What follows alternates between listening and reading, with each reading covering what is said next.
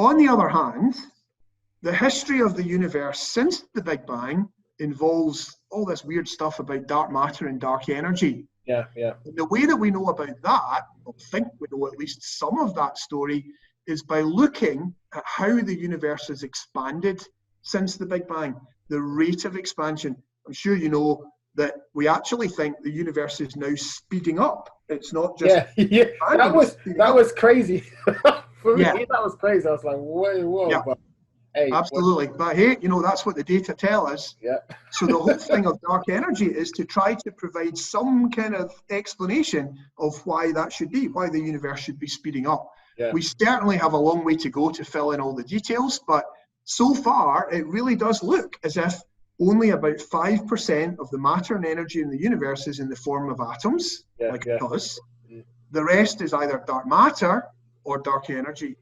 Now, gravitational waves could have something to say to that story, because what we've now got is a different way to try and measure how fast the universe is expanding. Okay.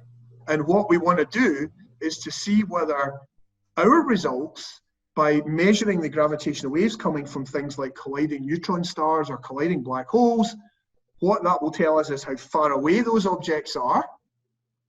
And then if we can measure their redshift as well, we can do our way the same kind of tests and checks that have been done using things like supernova explosions. So the Nobel Prize in 2011 went to three guys whose studies of the supernovae had led to the conclusion, oh, right, the universe is accelerating, it's speeding up. I'm not saying that I think they're wrong, but we're not sure if the values they estimated for how fast it's accelerating are on the money, or maybe, you know, they need to be refined, they need to be, they certainly need to be cross-checked. Yeah. So that's where the gravitational wave measurements could come in. So our relevance to sort of ideas of the Big Bang relates to that primordial background, which we think is out there, but LIGO maybe isn't the best way to try and observe it, but you know, we're trying all the same.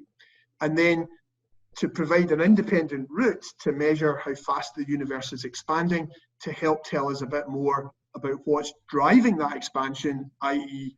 dark matter and dark energy. Give me a second. My pen kind of ran out. Oh, no worries. So I'll be like 1 minute. I just got to go and get another pen. I was frantically writing some stuff, and then it was like, go on. Okay, so how fast? Universe. Yeah.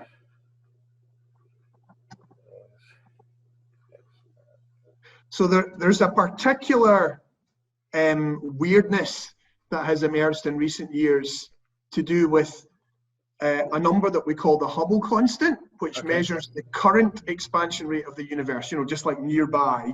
And then if you look further and further away, you're seeing longer and longer ago.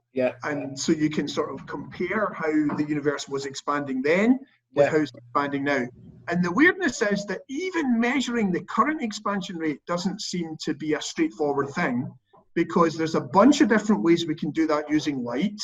We can use certain types of star. We can actually use that cosmic background radiation. Now that's long ago, but the measurements basically involve kind of extrapolating from then to what the current expansion rate ought to be. The trouble is you get a different answer from the local measurements, and that's weird. I mean, not like radically different. It's like, you know, units are kilometers per second per megaparsec. So it's like how fast the universe speeds up for every million parsecs, which is about 3 million light years further away you go.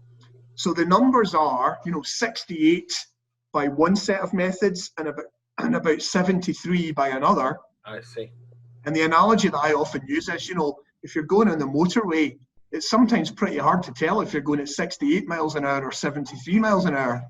So we shouldn't feel too bad that we can't measure no, of course. the universe more accurately.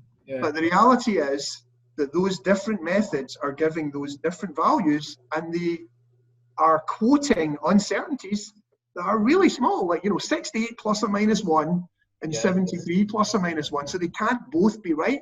Something's wrong somewhere. And we kind of hope that maybe the gravitational wave methods will provide some new insight into that. Wow, this is super interesting because it's nice to know that you're coming from a completely different angle, and just that's what you need, right? You just need more than one way to totally. Yeah, I mean, some it. of the biggest advances in all of physics, all of science, have been by doing the same thing but a different way, Of course, and then that's where you learn what you did wrong the first time. Yeah, that's amazing.